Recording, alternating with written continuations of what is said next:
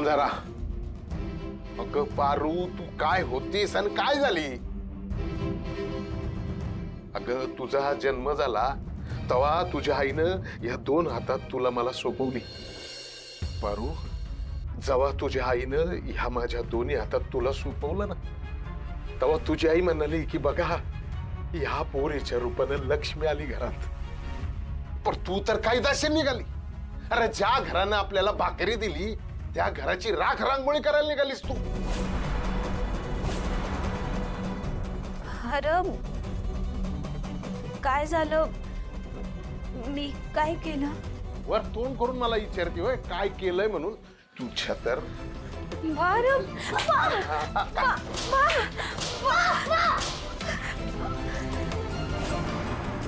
तायडीच्यात काय बी चूक नाही तर तू का मारायला लागलास तिला? ए मोठ्या लोकांच्या समोर चबर चबर चबर करतोय. तुझ्या ताईडीकडनं शिकला काय? हा बा, अरे आधी काय झालंय हे न बघता न विचार करता का मारायला लागलास तायडीला? घनी घनी तू गप्प बस, गप्प बस तू. बा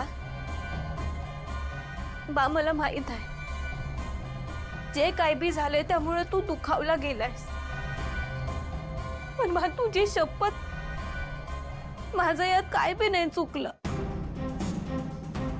बाप, दुधानं तोंड पाहिलं की माणूस ताक सुद्धा फुंकून पितो. बा तुला माहित आहे ना, या आधी मी अशा गोष्टी. आधी काय घडलं नंतर काय घडणार आहे याचा विचार करायची जबाबदारी तुझी आहे का? तू एवढी मोठी लागून गेली का की आता किर्लोस्करांच्या घरातले प्रश्न सुद्धा सोडवायला लागली? ते समर्थ आहेत त्यांचे प्रश्न सोडवायला, उगाच त्यांच्यामध्ये लुडबुड कशाला करतेस? बा, अरे तायडी काय सांगते हे बी ऐकून घेत नाहीयेस तू. मोठ्या माणसांच्या मध्ये बोलायचं नाही एवढी सुद्धा अक्कल नाही का तुला? आ तुम्हाला मी गावाकडनं इथं घेऊन आलो ना, तिथंच माझी चूक झाली. त्या दिवशी मी तुम्हाला घरातनं बाहेर काढलं होतं, पण आदित्य बाबांमुळे तुम्हाला परत घरात घेतलंय. तेव्हा माझी चूक झाली. तू इकडं हो. ऐकत नाही. ऐकू मामा, थांब. काय चाललंय? बस झालं.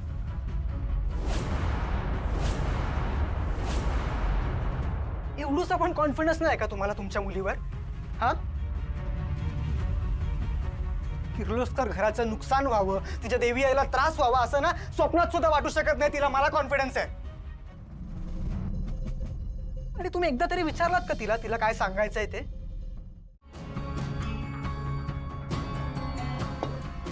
पारू बाळा चल. पारू, अगं काय? आत्या,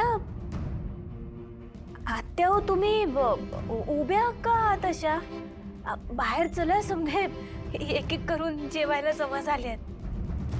चला ना आपण समजा आवरून घेऊया. हे बघा, हे बघा मी देवी आईंच्या आवडीची खीर बी बनवली आहे. आणि कुणाला लोणचं हवं असेल तर ते बी नेऊन ठेवलं आहे टेबलावर. आणि काय परत काय करू, काय पापड तळू का मी?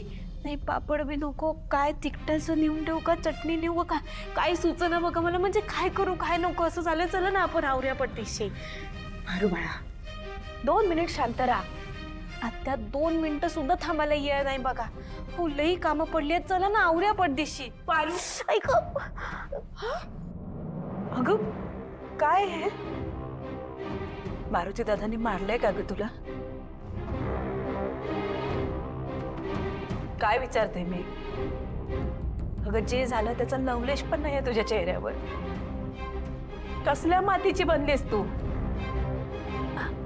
आत्या हे बघा, बा आहे त्यो माझा.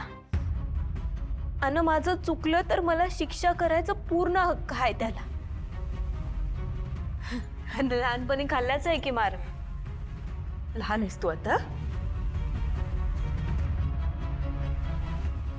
हे बघा आत्या, मी चुकीचं वागले असं बाला वाटलं असेल म्हणून त्यानं मला मारलं, बाकी काय नाही. अरे बाळा तू चुकीची नाहीयेस. माझी खात्री, माझा विश्वास आहे तुझ्यावर.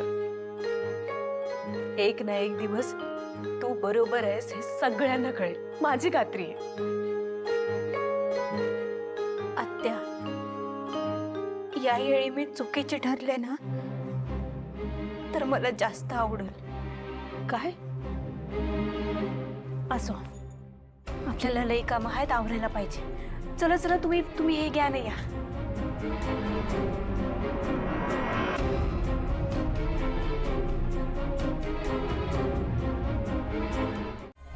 बोल दिशा. लक्षात आहे ना मग की विसरलीस? त्या किर्लोस्करांचं घर आवडू तर नाही ना लागलं तुला? दिशा, तू प्लीज शांत हो. हे बघ, तसं काहीही नाहीये. मी तुझ्यासाठी ते मी काय सांगते ते ऐक ना. तू ना मला पटवून सांगण्याचा प्रयत्नच करू नकोस. किती दिवस झाले मी इथे अडकली आहे. एवढ्या दिवसात तू मला इथून बाहेर काढू शकलेली नाहीयेस. तू नक्की काय करतेयस? मला सगळं माहिती आहे. मी प्रयत्न करतेय ना. नाही नाही नाही नाही, मला बाकी काही माहित नाही.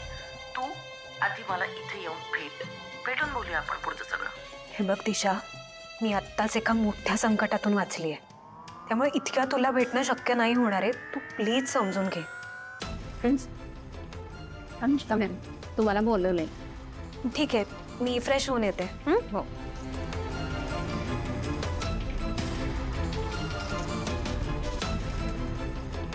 ऐक ना, मी तुझ्याशी नंतर बोलते.